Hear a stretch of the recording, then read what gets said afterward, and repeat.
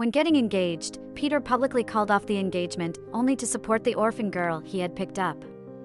Just as he was about to speak, the wealthy young master who had lost his memory and confused recognition rushed in and carried me away. Later, he was left with nothing by the orphan girl, but turned back to try to continue the engagement with me. However, during an interview, the young master publicly apologized to me. "Sorry, honey, I won't run away from home again just because you didn't kiss me." During the engagement ceremony, Peter suddenly left. When he returned, he was accompanied by another woman. He stood in front of me, glanced deeply at me, mouthed "sorry," and then his gaze turned grave. When Peter's father saw the woman beside him, his expression changed. He warned Peter with his eyes while having them both taken away. Peter glanced at him, quickly shifted his gaze away, and loudly declared, "I'm sorry for only now realizing my true feelings. I only have Cindy in my heart, and I won't marry anyone else in this lifetime." Cindy quickly looked up at him with a cold stare, but quickly averted her eyes when Peter lowered his head. Whispers began to spread among the guests below. They were saying that Peter had just adopted an orphan girl and brought her home, causing a scene not only during the engagement, but also embarrassing Diana. People thought he must be out of his mind to cause such a commotion when he was supposed to be engaged. The more they talked, the heavier Peter's father's breathing became. Peter looked at me apologetically, but his words were cold and final. "So, I am canceling my engagement with Diana." Before he could finish his sentence, the door was forcefully pushed open by someone. Everyone turned to look. A man in a suit strode purposefully towards me, cast a cold glance at Peter, and in the next moment, lifted me up and carried me outside.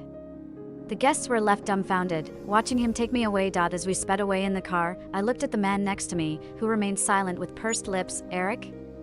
How did you suddenly appear?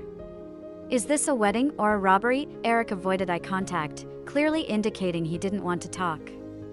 I poked his arm. "You took me away, and now won't speak to me. What are you planning, Eric?"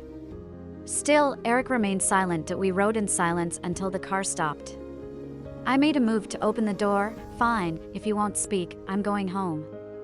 As I began to act, Eric turned back, looking at me with a mix of melancholy and resentment. "You don't love me at all." My hand paused on the door handle as I slowly turned to look at him. "What?" Eric stared at me, his eyes red with accusation. "I ran away from home for so long, and you never thought to find me. And you got engaged to someone else. I just ignored you for a few minutes, and you got impatient." Ran away from home? Upon hearing this, I was completely astonished. The driver in front finally spoke up. "Well, Eric got into an accident a few days ago, and his injuries were quite severe. He just woke up today, and his memories are a bit confused." Looking at Eric, he hesitated to speak directly. Instead, he pointed subtly at his head. It dawned on me, brain injury? Eric glared at me, accusing. "Not only did you not care about me, you even called me a fool." The driver swiftly straightened up, discreetly moving his left hand to the door handle, and quickly jumped out of the car, closing the door, and ran away. In one smooth motion, I avoided his gaze, looking down and fidgeting with my fingers. "So, what's the story?" Eric snorted, seeming ready to turn away. I softly inquired, "If you don't tell me, I really am going home." Reluctantly, Eric then spoke up. "We had an argument before, you didn't console me, so I ran away from home. You never came looking for me. I was angry, and then I heard you were getting engaged to someone else, which led to the accident. When I woke up today and heard about your engagement, I didn't have time to think. I rushed over. It sounded complete. However, there was a missing piece in his memory. That piece was about us having broken up a long time ago." I stared at his face for a while, tentatively speaking. "So, you forgot that we had broken up?" At that time, my father disapproved of his family background, and during our argument, he forced us to break up. Shortly after the breakup, Eric's return to the Smiths was heard. I wanted to contact Eric to apologize, but received no response, thus deciding to marry Peter. Eric shook his head. "No, we just had a fight, and then I ran away from home." He suddenly looked at me in disbelief. "So, you unilaterally dumped me?" "All right, I got it." Eric had indeed erased the memory of our breakup. During the time after our breakup, he had transformed it automatically into him throwing a tantrum and running away from home. Eric stared at me, insisting that I give him an answer. It seemed as though he expected me to say yes, ready to throw himself against the window. So, I shook my head, brushing the matter aside. "No, not really." Eric smirked, moving closer to peck my cheek, then a kiss. Seeing me not resist, he then held my fingers. Honey, you're so good. I won't run away from home again. I looked around nervously. Early the next morning, I was barely awake when I received a call from Peter. He reluctantly began, "What happened yesterday was my fault. I shouldn't have publicly announced the cancellation of our engagement and embarrassed you." I interrupted him, "Nonsense." Peter's breath caught, as if he was getting angry. A light cough was heard alongside him, and he quickly continued, "I'm sorry." Probably afraid of me lashing out, he hung up. After that episode, I was wide awake and decided to get out of bed directly. Eric was already up, making breakfast in the kitchen. When he saw me emerge, he waved the spatula more vigorously. "Honey, just sit for a moment, I'll be done soon." I yawned and went back to sit on the sofa. Just a few minutes later, the doorbell rang urgently. I opened the door and saw Peter. When he saw me, he tossed the ring box towards me, saying coldly, "My father asked me to bring this ring to you." I didn't catch it. The ring box fell to the ground, emitting a dull thud. Seeing me show no courtesy, Peter looked down at the ring box, kicked it with the toe of his shoe, and his tone suddenly sharpened. "So, you want this? Why didn't you take it? Don't you want me to put it on for you?" I glared at him in exasperation. With the night having passed, his face bore visibly bruised marks, and his movements were not very nimble. Evidently, his antics from the prior day had earned him a severe admonition from his elders. I kicked the ring box back towards him. "Get lost." Eric, who had not heard any commotion of someone entering, couldn't resist and came over to check the situation. As he approached, he happened to hear Peter sneer, "The ring has been delivered. You want something else? Just say it. Don't keep harping on." Before Peter could finish his sentence, Eric stared at him with some anger. "How dare you show up at our house again?" Peter had a strange expression on his face. It was only after a while that he realized Eric wasn't someone I had hired. He looked at me in disbelief. "Are you really keeping a mistress outside?" Upon hearing that term, Eric furrowed his brows, on the verge of losing his temper. I gestured for him to calm down and corrected, "He came before you." Eric perked up instantly and looked at Peter somewhat smugly. "Did you hear that? The mistress?" With that, he bent down, picking up the ring box from the ground, opened it, and then furrowed his brows in mild disgust. "A small diamond ring? And he still has the nerve to come asking for recognition." Peter, snapping out of Eric's address towards him, sneered, "Me asking for recognition? She's the one who wouldn't let go." I had already made it clear to Peter yesterday that I would only marry Cindy. Eric nodded in satisfaction. "That's good, so we can proceed with the marriage without any obstacles." Peter sneered, turning to leave. Eric casually tossed the ring right at his feet. "Take away your fake diamond." Peter halted his steps, glanced down at the ring box on the ground, but without bending to pick it up, he walked away. Not long after Peter left, his father called. In order to prevent them from visiting again, I answered the phone. He seemed still irate, not completely calm. Upon hearing me pick up, he spoke in a low tone. "Diana, I will make sure that the orphan girl is taken care of properly and that Peter pays the price for his recklessness yesterday. However, the engagement between our families must continue. If you are still upset, starting today, I will have Peter come and apologize to you every day until you are satisfied. As for the public escape attempt, we will pretend it never happened. Nobody will ever mention it again." He made all the decisions unilaterally. Calling just to inform me, even though Peter and I had completely torn each other apart, he still insisted on our engagement. Perhaps only to prevent news of the failed engagement from circulating and turning the Song family into gossip fodder. I chuckled softly, reminding him, "Peter needs to listen to you, but I don't, so we won't be talking about re-engagement." As I was about to hang up, Eric approached. He spoke up, "Also, Diana didn't escape from the engagement. I eloped with her. If you have any issues, just come to me." After saying that, he hung up the phone with a decisive tap on the disconnect button. The phone call ended, and Eric raised his eyebrows with a hint of pride. "I knew they would bring up your runaway marriage, so I made sure to carry you off myself." I was surprised. "Huh? So he carried me off just to make it look like I was forced into it by others? I thought he did it because he thought carrying me would be faster." Eric continued to explain, "This way, even if you don't want to be with me, you have a chance to go back by just saying you had no choice in the matter. I even planned out how to wrap things up in case you refuse."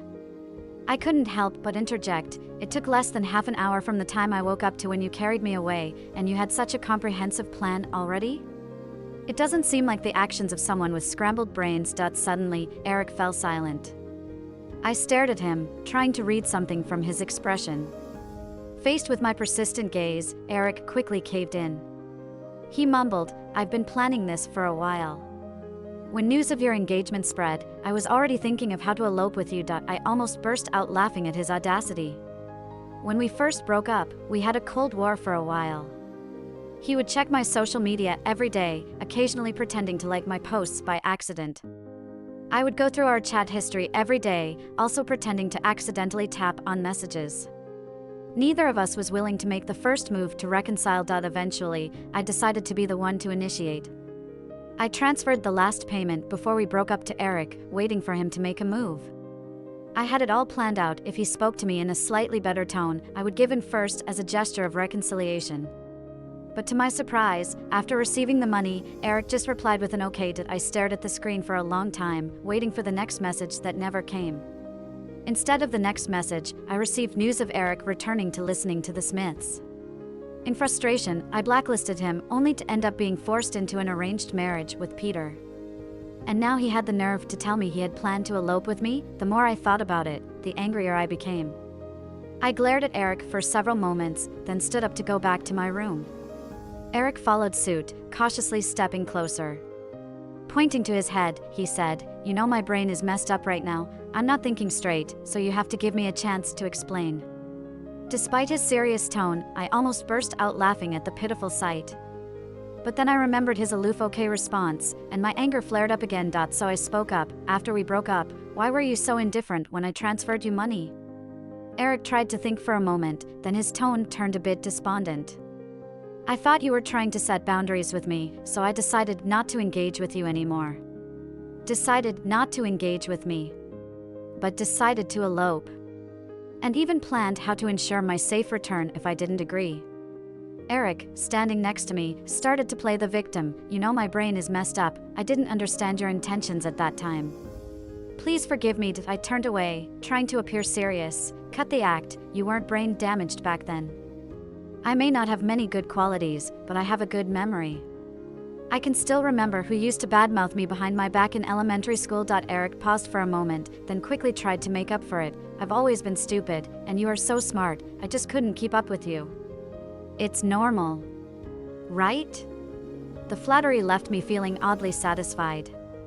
As he saw me smile, Eric moved even closer. "The more you kiss me, the smarter I'll become like you." As Eric and I were getting cozy, the phone rang again. It was Peter. Thinking of what his father had said earlier, I turned to Eric and said, "How about we go out for a couple of days?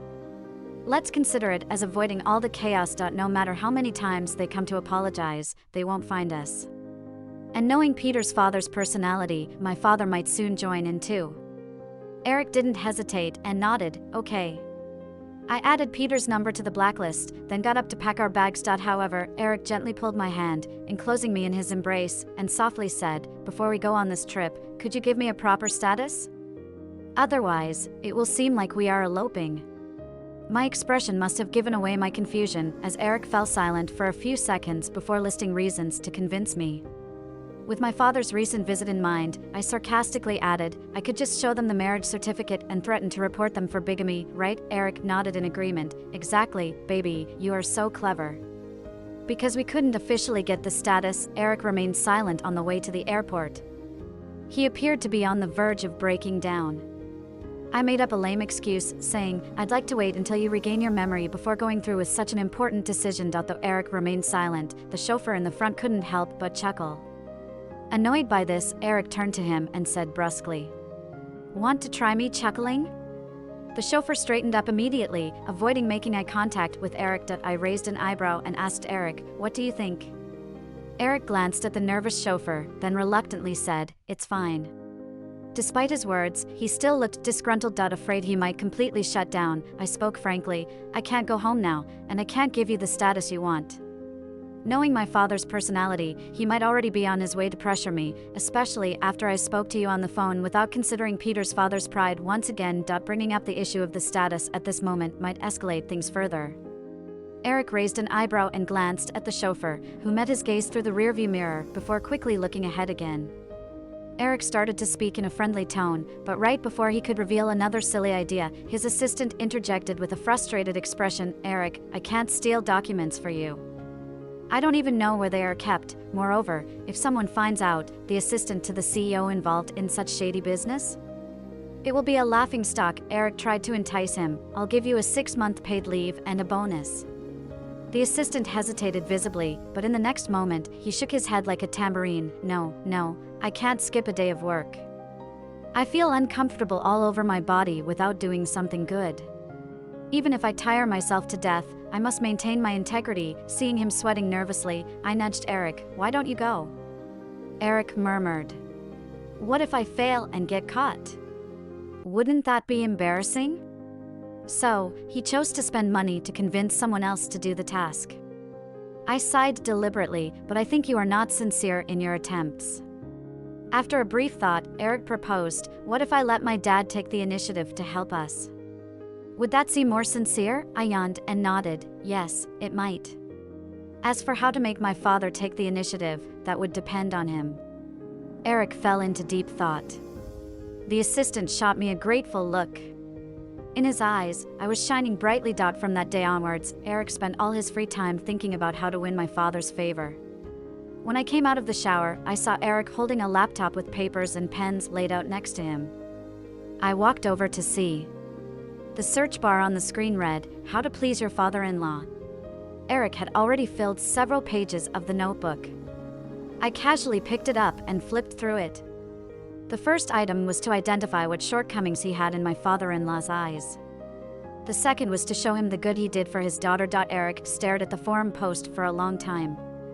Then he turned to me and inquired, "What do you think my father-in-law dislikes most about me?" I furrowed my brows, reflecting on the fact that my father had objected to our relationship in the first place due to Eric's background. However, with Eric's return to mainstream society, that issue was no longer relevant. Realizing this, I shared my thoughts with Eric. His eyes lit up. "That's too easy then." Eric acted mysteriously, teasing me to wait and see the results. By that afternoon, I learned the details of Eric's comprehensive plan. He first leveraged his substantial financial resources to seal several deals with my family's company and ensured that some of my father's favorite antique paintings were delivered to our home. He also used his own account to add my father as a friend on social media. He would post sweet daily updates while we were traveling, setting the privacy to be viewable by my father only. I counted the days it would take for Eric to sway my father's decision. To my surprise, in less than 3 days, my father called. He expressed his concerns to Eric initially, then coyly mentioned, "I know you two are having a good time outside, but you don't have to post updates so frequently. Every morning, I wake up to see pictures of you two. It's just too much." Thrilled by Eric's financial prowess, he planned to hold off for a while longer to extract more benefits. However, seeing endless photos every day made him rethink his decision. I glanced at Eric, who was about to share the latest daily post. I held onto his hand, and my father continued over the phone, "I'll have someone deliver the documents to you. If you want to get married, go ahead. As for Peter, he's probably preoccupied at the moment and likely wouldn't bring up the marriage proposal again." Upon hearing the first half of the sentence, Eric hadn't had time to be happy before hearing the second half. He immediately leaned towards me, tapped the speakerphone button, and asked, "What happened with Peter?" My dad couldn't contain his joy when he heard Eric's voice and proceeded to spill the beans. "Oh, it's Peter's dad. He actually sent Cindy abroad forcibly. We thought Peter would come to his senses, but instead, he just followed her. Before leaving, he even threatened that if Cindy wasn't accepted, he would sever ties with his son. To show his determination, he transferred all his assets to Cindy, and it seems like their wedding will take place in the next couple of days." Eric and I listened intently, eager to know more. My dad paused and said he didn't know what happened after since Mr. Song's blood pressure has been soaring due to anger, and he hasn't approached him. There was a hint of schadenfreude in my dad's tone. During the time Eric and I were away, Peter's father couldn't find me and would come to my house almost every day. He seemed to be irritated with my dad, resorting to threats and inducements with a not-so-friendly attitude. My dad had long stopped liking him. Now, seeing Eric and I together, my dad believed that a union with the Smiths was a better choice. After weighing the options. Upon hearing this, Eric immediately suggested, "Dad, there's no need to send anyone to update documents. Let's go back and get married." Before my dad could respond, Eric continued, "The new painting we ordered will be delivered this afternoon." Upon hearing this, my dad nonchalantly said we can do whatever we wanted with Eric, and if necessary, he'd even help organize a wedding 100 times grander than Peter's. The call ended, and Eric, with a serious expression, consulted me. "Baby, I've thought about it, and I think it's better for us to go back and get married." He looked at me expectantly. After a moment of silence, he began listing reasons to persuade me. I interjected, "You just want to go back to see Peter's plight, don't you?" Eric looked as if his hidden agenda was exposed and pouted, "I'm not really interested in mocking others. I just want him to see us getting married immediately." After all, he called me a third party. After all this time, he still remembered. He can hold a grudge better than I can. Eric squeezed my hand and asked, "You don't think I hold grudges, do you?" "Of course not, because I also hold grudges. And I genuinely want to go back and see Peter's misfortune. Who breaks off an engagement without a warning at the ceremony?" Eric and I were on the same page, immediately started packing, and caught the earliest flight back. However, as we arrived back late, we had to register our marriage the next day. Eric was restless from the moment we boarded the plane. He kept asking if I would change my mind the next day. What should I wear at the important moment tomorrow? He repeated these questions until we reached home. His assistant hesitated and said, "Eric, it's a workday tomorrow, everybody will be working." Eric nodded, and the assistant dared to interrupt, "Don't worry, I couldn't help you steal IDs last time so as to avoid any mistakes. But this time will be different, I'll ensure you register your marriage smoothly." Touched, Eric patted his shoulder and promised a raise upon our return. The assistant guaranteed his best efforts several times. Their repetitive voices were overwhelming, and I quickly dozed off against the chair. Eric spent a sleepless night due to nervousness. When we finally registered our marriage, he let down his guard and his eyes turned red. His voice was slightly choked as he said, "I kept worrying you'd change your mind last night. Fortunately, you didn't. I finally have a status. No one can call me a third party." I was momentarily affected by his emotions, but couldn't help chuckling when he said that. "Should we make an official announcement?" I joked. Eric nodded. "I want it to trend. I want the whole world to know about my new status." We took a picture together, and he carefully held the documents from my hands, securing them as if his worries were now at ease. Suddenly, as if remembering something, he said, "No, we can't announce it yet. I must show it to Peter tomorrow. It won't be a surprise if I announce it today." I saw through his intentions and called out, "You just want to mock him face to face. Otherwise, you'd have posted it without waiting until tomorrow." Eric, grasping my hand, coolly began to flatter me, "Honey, you're so clever. I feel smarter with you around." With that, he leaned in and kissed my forehead. "Make sure to kiss me more often so I get even smarter." I gave him a stern lip. Unfortunately, Eric's plan didn't unfold as he had hoped. That night, we heard the news of Peter's cancelled wedding. Friends in our circle couldn't wait to share the gossip with me. Just before the wedding, Peter, to show loyalty to Cindy and probably to prevent her father from retracting the assets, transferred all his properties to her. He even gave her access to his accounts, leaving very little for himself. Eagerly looking forward to the wedding, that night he wanted to meet Cindy beforehand, only to find out she had taken the money and vanished. Gossip spreads quickly in our circle. People were furious at Cindy, calling her heartless and accusing her of trampling Peter's feelings. Some felt Peter deserved it. It was karma for embarrassing me at the engagement. As everyone gathered to witness the drama, someone casually mentioned in the group chat, "It was all premeditated." How could she really marry Peter? This prompted everyone to investigate Cindy's identity. Her face flashed in my mind. Eric was already calling my dad, trying to get further details on the situation. After much effort, Cindy's true identity soon emerged. When Peter was 20, his father had bestowed some projects and authority upon him, hoping to nurture him. Peter, brash and ambitious, chose to target another company in conflict with theirs, which happened to be Cindy's family business. They engaged in fierce business warfare, but Peter faced setbacks. In a fit of rage, Peter resorted to buying off-the-books articles, drowning the opposition in negative publicity. This underhanded move caused their bankruptcy, and Cindy's father couldn't cope with the external pressures, leading to his suicide. Since the methods were unsavory, my dad wanted to bury the matter. It didn't generate much of a stir. However, just before my engagement with Peter, he found Cindy by chance on the roadside. And that's where the trap was set. A week after Cindy disappeared, Peter showed up at my doorstep. Instead of calling, he came directly to my house. Absent for some time, he looked tired and disheveled, quite different from his usual self. As soon as the door opened, he eagerly pulled out a ring box, apologizing earnestly. "Diana, I was wrong. I didn't understand my feelings at that time. I now know who I truly love. Can you give me another chance? I heard he had been faring poorly lately." He chased after Cindy overseas in defiance of his father, only to return and hand over his entire fortune to her. From then on, his father swiftly pushed Peter's half-brother, born out of wedlock, into power. The illegitimate son's capabilities were on par with Peter's, but he was obedient and had a good reputation among the company's employees. After Cindy ran off with the money, Peter was completely pushed out of the picture. Him coming to me now was merely an attempt to win back his father's favor through another engagement, enabling him to return home smoothly. Emerging from the shadows, Eric shook the wedding certificate in front of Peter, saying, "Being a homewrecker isn't a good look." Peter looked despondent, and I couldn't help but suppress a smile. Feeling a bit mischievous, I turned my head and quietly chuckled, shooting Eric a reproachful look. He winked back at me smugly. Peter's gaze moved away from the marriage certificate and turned to me and Eric imploringly, "This is my only chance, Diana. If you don't get engaged to me, I'll lose any chance I have. You have to help me this once, just this once." Instead of accepting his plea, I countered, "How would you treat Cindy if she returned?" A flicker of pain crossed Peter's eyes, quickly masked by determination. "If you detest her, I'll make her wish you were dead." Beside me, Eric said, "The most venomous hearts belong to men."